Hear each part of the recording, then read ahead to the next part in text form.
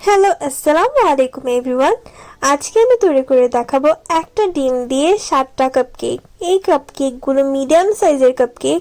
একটা ডিম দিয়ে তৈরি মানে যে অনেক ড্রাই হবে বা খেতে টেস্টি না এমন না, এটা খেতে অনেক সফট, অনেক ময়েস্ট।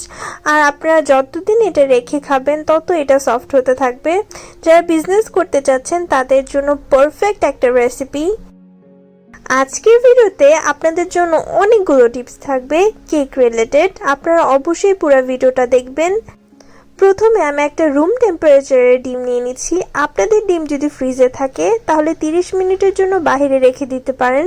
যদি অনেক বেশি ঠান্ডা থাকে তাহলে রুম টেম্পারেচারের পানির ভিতরে ডিমগুলোকে ভিজিয়ে রাখতে পারেন।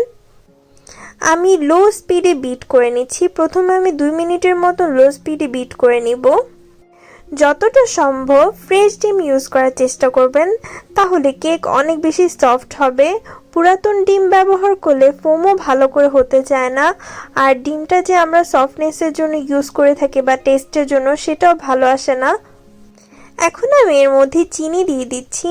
চিনি দিয়ে আমি প্রথমে লো স্পিডে বিট করে নিব, এরপরে বিট করে নিব মিডিয়াম স্পিডে। কখনো হাই স্পিডে করবেন না, হাই স্পিডে করলে বিটার নষ্ট হয়ে যেতে পারে। হাই স্পিডে যদি বিট করা হয় অনেক সময় দেখা যায় বিটারের কয়েলটা নষ্ট হয়ে যায়, নতুন বিটারও বেশি দিন ভালো থাকে না, শুধু এই একটা রিজনে। আমি আমার বিট করার সময়গুলো উপরে লিখে দিব। সব বিটারের ওয়ার্ড সেম হয় না, তাই আপনাদের কিন্তু সময় বেশিও লাগতে পারে, কমও লাগতে পারে। আপনারা বুঝে নেবেন। বুঝার উপায় হচ্ছে আপনারা যখন কাঁটা দিয়ে কোনো অক্ষর লিখবেন সেটা যদি 30 থেকে 40 সেকেন্ডের মতন থাকে তাহলে বুঝতে পারবেন আপনাদের হয়ে গিয়েছে ক্রিমটা বা ব্যাটারটা। লো স্পিডে প্রথমে আমরা কেন বিট করি, কারণ চিনি গলতে বা চিনি ভালো করে মিশতে অনেক টাইম লাগে। আমরা যদি হাই স্পিডে বিট করা শুরু করে দিই বা মিডিয়াম স্পিডে, দেখা যাবে ডিমের ফোম হয়ে গিয়েছে কিন্তু চিনি ভালো করে গলেনি। তখন দেখা যায় ডিম বেশি বিট করতে হয় আর ওভার বিট হয়ে যায়। তাই প্রথমে লো স্পিডে বিট করে চিনিটাকে ভালো করে মিশিয়ে নিতে হবে, এরপরে মিডিয়াম স্পিডে বিট করে নিতে হবে।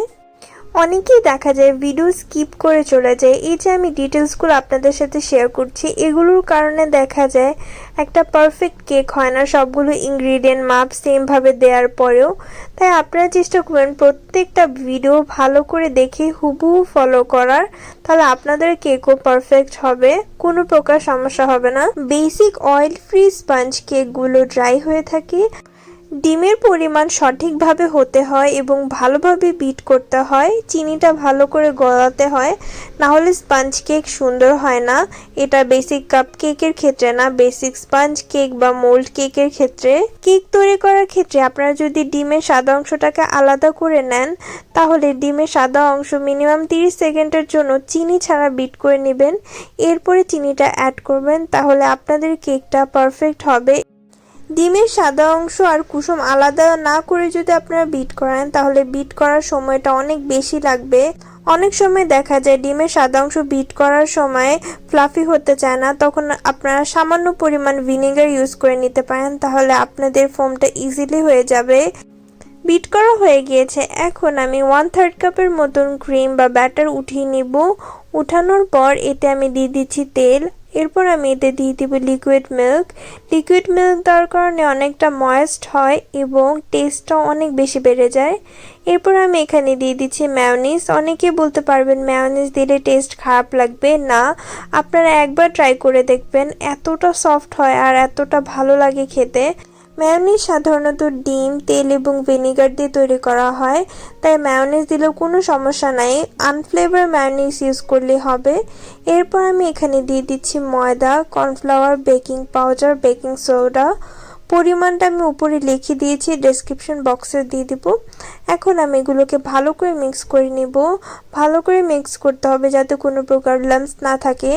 দেখতে পাচ্ছেন অল্প অল্প করে চেলে চেলে আমি এখানে ময়দাগুলো অ্যাড করে দিচ্ছি, তার কারণে মিক্স করতেও সুবিধা হবে এবং কোনো প্রকার লাম্পস হবে না।